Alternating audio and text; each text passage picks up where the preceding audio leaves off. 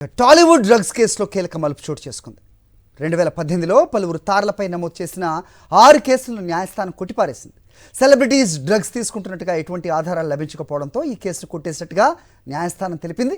2018 నుంచి టాలీవుడ్ సెలబ్రిటీలే టార్గెట్గా ఎక్సైజ్ శాఖ దూకుడు ప్రదర్శించింది. డ్రగ్స్ కేసులో ఇరుక్కున్న వారిని నెలల తరబడి వారిని విచారించిన ఫలితం లేకపోయింది. పైగా డ్రగ్స్ కేసులో పాటించాల్సిన విధి విధానాలు అధికారులు సరిగా ఫాలో అవ్వకపోవడంతో కోర్టులో ఎక్సైజ్ శాఖకు చుక్కెదురైంది. ఈ డ్రగ్స్ కేసును దృష్టి సారించిన ప్రభుత్వం ప్రత్యేక సిట్ను ఏర్పాటు చేసింది. 6 కేసుల్లో ఎటువంటి సాక్ష్యాధారాలు లభించలేదని న్యాయస్థానం గుర్తించింది. దీనిపై మరింత సమాచారం మా ప్రతినిధి వాసు అందిస్తారు. వాసు, చెప్పండి. చాలా కీలకమైన తీర్పుగా దీన్ని చూడాల్సిన అవసరం ఉంటుంది. ఎందుకంటే అప్పుడు చేసిన హడావిడి అంతా ఇంత కాదు, మనకు తెలిసిన విషయమే.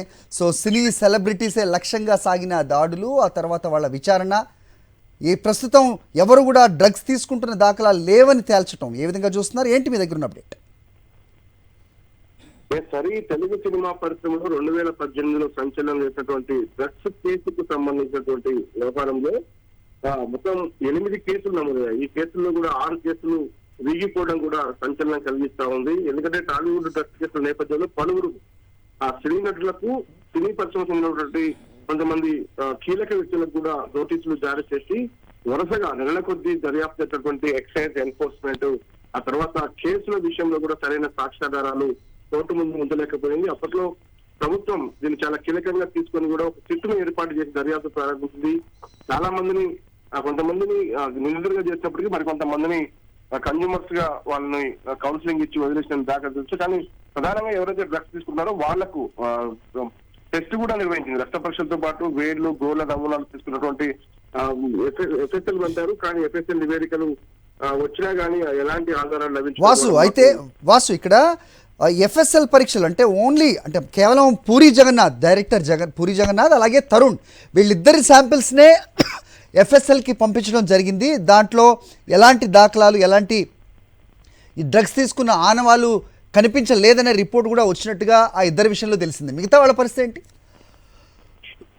మిగతా వాళ్ళ విషయంలో కూడా శాంపిల్ తీసుకోలేదనే మనం భావించాలి. ఎందుకంటే మన పోలీసులు అయితే ప్రస్తుతం కొంతమంది అధికారులు ఈ వార్త బయటకు వచ్చిన నేపథ్యంలో కూడా ఇంకా కొన్ని కేసులు దర్యాప్తులో ఉన్నవి, ఇంకా కొన్ని కేసుల్లో పూర్తిస్థాయి ఛార్జ్ షీట్ దాఖలు చేయలేదన్న అంశాన్ని ప్రస్తావిస్తున్నారు. కానీ ఇక్కడ 2 కేసులు మాత్రమే పెండింగ్ ఉన్నాయి. మరి ఆ కేసుల్లో ఎవరెవరి శాంపిల్స్, ఎవరెవరి ఎఫ్ఎస్ఎల్ నివేదికలు మరి కోర్టు ముందు ఉంచారనే అంశాన్ని చూడాలి. ఎందుకంటే ఇదే కేసులో ఈడీ కూడా దర్యాప్తు చేసింది. గతంలో ఈడీ హైకోర్టు దృష్టికి తీసుకెళ్తూ సినీ తారల డ్రగ్స్ కేసు విచారణ చేస్తా ఉన్నాం, కానీ మాకు ఎక్సైజ్ ఎన్ఫోర్స్మెంట్ అధికారులు సహకరించడం లేదు, మాకు ఎలాంటి ఎవిడెన్స్ ఇవ్వడం లేదు, ఎలాంటి కాల్ లిస్ట్ కానీ ఎలాంటి ఆధారాలు కానీ మాకు ఇవ్వలేదు అన్నట్టు అంశాన్ని ఈడీ కూడా కొంతమందిని విచారించిన నేపథ్యం చూసాం. కానీ ప్రస్తుతం హైదరాబాద్ కోర్టుల్లో ఉన్నటువంటి ఎక్సైజ్ ఎన్ఫోర్స్మెంట్ కేసులు వీగిపోయిన నేపథ్యం మనకు కనిపిస్తా ఉంది. మరి దీనికి సంబంధించి దాదాపుగా ఈ కేసులన్నీ దిగినట్టుగానే మనం భావించాలి. తెలుగు సినిమా పరిశ్రమ గురించి పదే మన రీసెంట్ గా లావణ్య అరెస్ట్ లో కూడా మళ్ళీ తెలుగు సినిమా పరిశ్రమలో డ్రగ్స్ జాడలు కనిపిస్తున్న నేపథ్యం కనిపిస్తుంది. కానీ ప్రస్తుతం తాజా ప్రభుత్వం ఒక ఎన్ఫోర్స్మెంట్ వింగ్ ఏర్పాటు చేసింది. నార్కోటిక్ బ్యూరో ఒక డీజీసీ అధికారిని ఏర్పాటు చేసి కూడా ప్రస్తుతం